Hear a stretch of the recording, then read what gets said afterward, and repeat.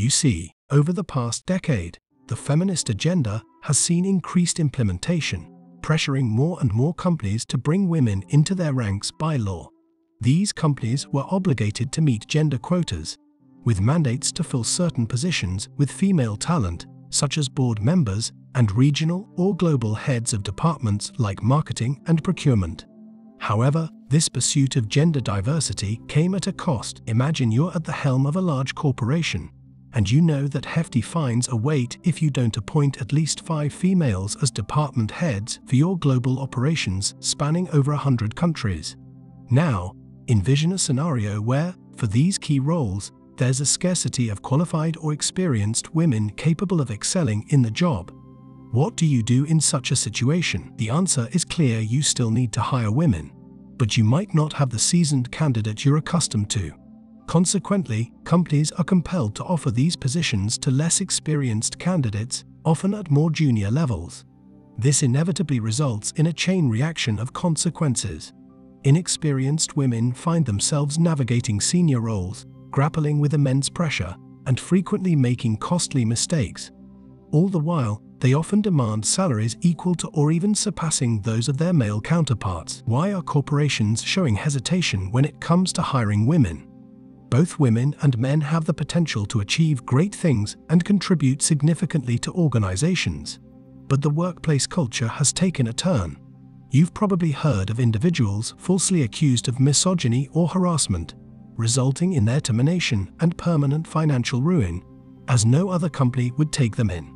It's true, men are increasingly wary of working alongside women because they recognize that a simple call to the human resources manager from a woman might jeopardize their livelihood and reputation. The fear of losing their jobs looms large. Studies examining the repercussions of the Me Too movement reveal that men are noticeably less inclined to engage with their female colleagues in the workplace. According to one report, 20% of men now avoid private interactions and conversations with female co-workers. In primary research conducted for the study, a third or more of men expressed deep discomfort at the mere thought of being alone with a woman in the office. Why? The primary reason is their apprehension of being unjustly accused by women. They're keen to avoid situations that might lead to their termination due to accusations from female co-workers. It's astonishingly easy for women to initiate a process that can result in a man's dismissal. A single email, phone call, or conversation with human resources or senior management can set the wheels in motion. Here's another bitter truth. In the eyes of corporate authority, men are often presumed guilty until proven innocent. These days, proving innocence is an arduous task. Men dread the scenario where a woman falsely alleges workplace harassment.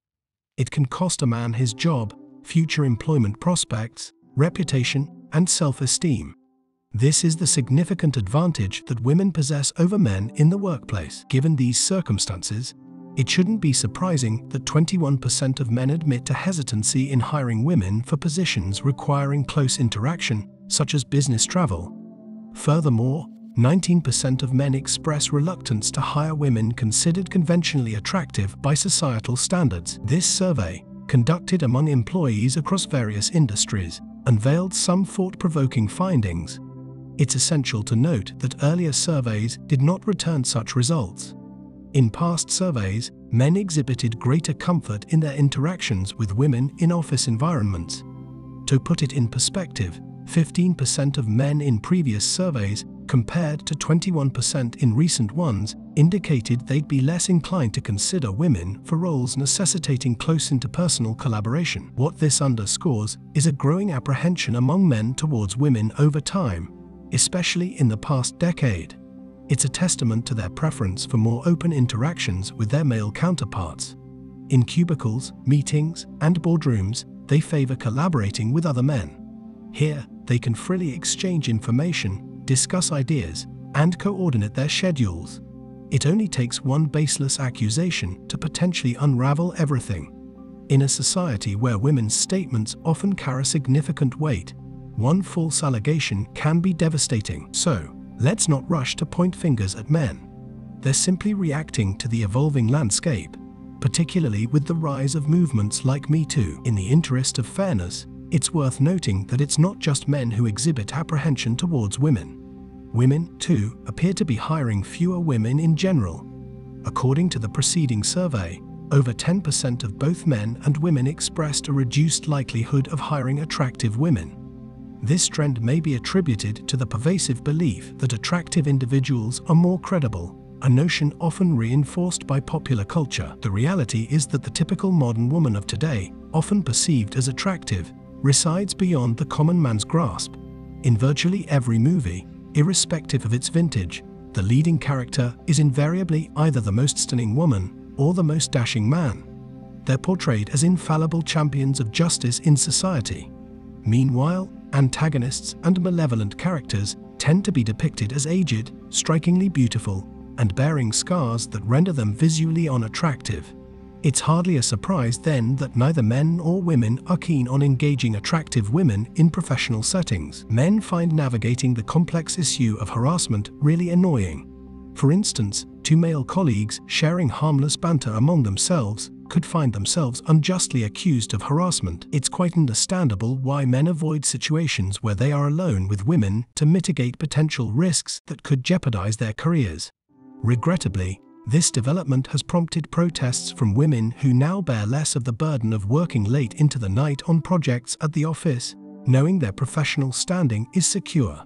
This has led to a situation where men are routinely asked to stay late and collaborate on projects, feeling increasingly isolated in the process. In essence, men's primary concern revolves around avoiding unnecessary gossip and exaggerated reactions from women. The climate has led to women being excluded from confidential meetings, where sensitive information is exchanged.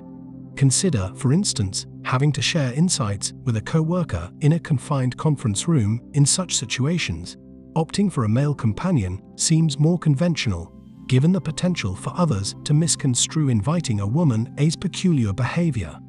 The corporate sector still grapples with the repercussions of the Me Too movement, not solely in America, but also in regions like Europe and England. Until these perceptions shift and women cease overreacting to the movement by leveling unfounded accusations, men are likely to continue avoiding professional interactions with them. The specter of workplace gossip and drama looms large, which, regrettably, is often associated with an influx of women.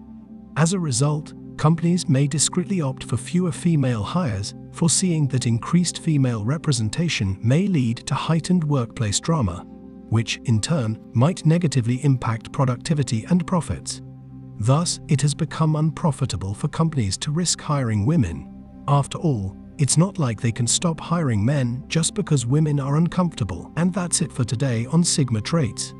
Make sure you hit that like button, smash that subscribe button, and don't forget to ring that notification bell so you can be the first to know when my new video drops. Let us know your thoughts in the comments below. See you all tomorrow.